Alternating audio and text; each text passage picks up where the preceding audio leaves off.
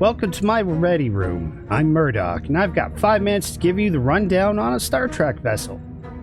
Today we're looking at the Odyssey Class, Starfleet's biggest, baddest ship line of the early 25th century. That actually got its start in the 2380s. To talk about the Odyssey Class, which rolled out of Utopia Planitia in 2409, we first need to rewind all the way to 2381. The first iteration of this ship's superstructure was actually the USS Verity, under the command of then Admiral Jean-Luc Picard. This original ship with this superstructure was commissioned with the primary mission of both serving as the newly promoted Admiral's flagship and as the flagship of the humanitarian Romulan relocation program, as the Hobus supernova was a ticking time bomb and nobody knew how long they had left at the time. It wasn't very long.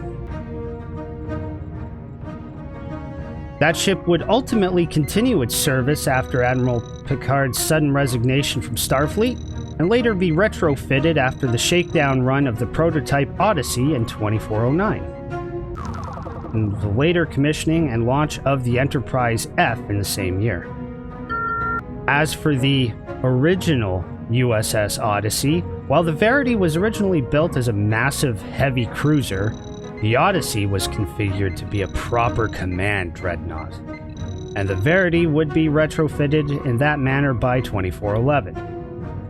As for the Odyssey, that shakedown cruise was captained by one of Starfleet's more talented captains of the time. Psst! If you played Star Trek Online for as long as I have, that captain was you. Or in this case, me. That information is not on file. Not only did this shakedown cruise involve a weapons test against some simple enough remote targets, but during the height of this new Klingon Federation war, the KDF chose to test their new Dreadnought class, the Bortasku, over Mars orbit.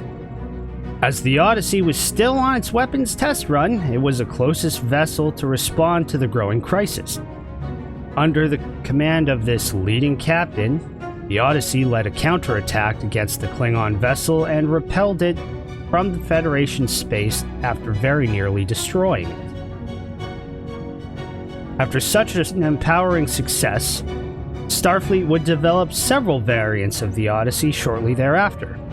They were the Yorktown and the later Lexington, which were largely unchanged from the original design of the Odyssey. The Lexington featuring a 360-degree quantum torpedo tactical pod on its back.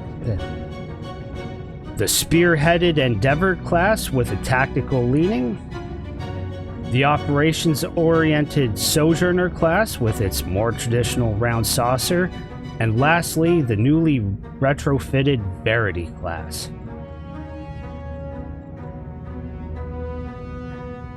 What made these ships so formidable was everything about them, frankly.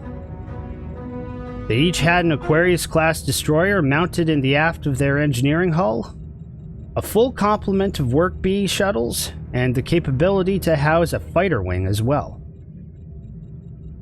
These vessels were all armed to the nines with phaser arrays, capable of equipping cannons, and torpedo bays on both the engineering hull and the upper chevron.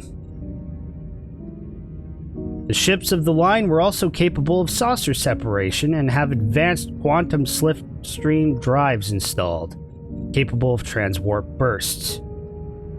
Ships of the line also came with sets of other advanced technologies, including Borg-adapted defense systems designed to harden the shields and proverbially laugh off all but the heaviest of weapons barrages.